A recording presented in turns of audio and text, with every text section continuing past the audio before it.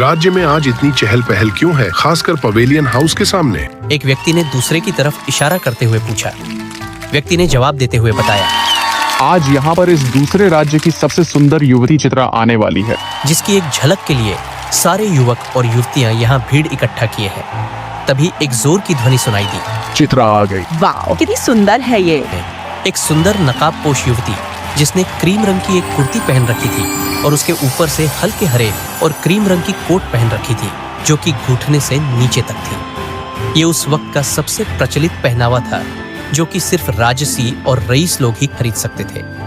अपनी 2 दासियों के साथ प्रवेश करती। भीड़ में अफरा तफरी मच जाती है उसे देखने के लिए। औरतें उसकी पोशाक और गहनों को देखकर काश मुझे भी मिल जाए, इसी आशा करती हुई उसकी तरफ एकटक देखे जा रही थी।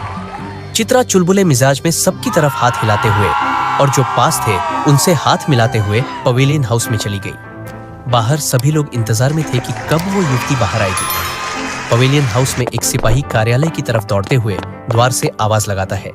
सिपाही, श्रीधर, बाहर एक अति सुंदर युवती आई हुई है और आपसे मिलना चाहती है। पवेलियन हाउस के मालिक हैं जिन्होंने कालाबाजारी को अपना पेशा बना रखा था। ये किसानों और नगरवासियों को अपनी चिकनी छुपड़ी बातों में फंसाकर कम ब्याज पर पैसे देते और उनसे उनकी जमीन के पेपर रखवा लेते थे, जिससे भविष्य में पैसे वापस कर देंगे इसकी सत्वना हो। पर ये निश्चित समय नहीं देते थे और कम समय में ही अपने नौकरों और कुछ अंगरक्षकों को लेकर किसानों से उनकी खेत खलिहान हड़प लेते थे।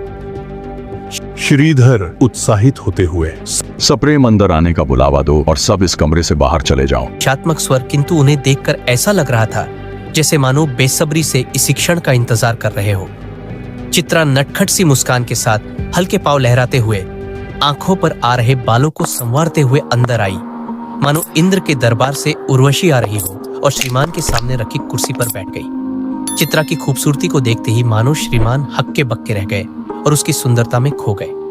चित्रा हल्की मुस्कान के साथ, आपका कीमती समय हमें देने के लिए आपका दिल से शुक्रिया। श्रीमान, चित्रा को एकटक देखते हुए, ये हमारा भाग्य है जो आपकी आओ भगत करने का हमें मौका मिला। एक बॉक्स को चित्रा को तरफ देते हुए, ये खास आपके लिए मैंने SSL फेस्टिवल के लिमिटेड एडिशन से खरीदा है जब मैं ग्वालियर व्यापार के लिए गया था। चित्रा बॉक्स को देखकर, पर इस ब्रांड का लिप बाम लगाने से मेरे होंठ सूख सकते हैं, क्या आपको ये अच्छा लगेगा? श्रीमान डिब्बे को बगल में रखते हुए, कोई नहीं, आपके लिए उससे भी खास तोहफा है। ये देखिए, ये लिमिटेड एडिशन है LV ब्रांड का। इसके केवल 3 प्रति है, जिनमें से 2 विदेशी महिलाओं ने खरीद लिया और 1 मैंने। चित्रा मुंह बनाते हुए, मुझे ये पसंद तो आया, पर किसी ने मुझे पहले ही ये तोहफे में दे दिया है।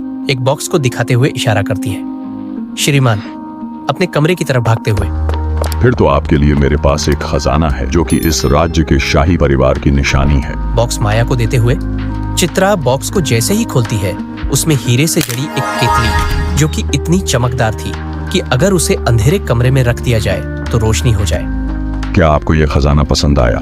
चित्रा मुंह से नकाब हटाते हुए, बहुत ज्यादा। श्रीमान अचंभित होकर, राजकुमारी आप? इतना कहते ही पैरों के बल बैठ गया।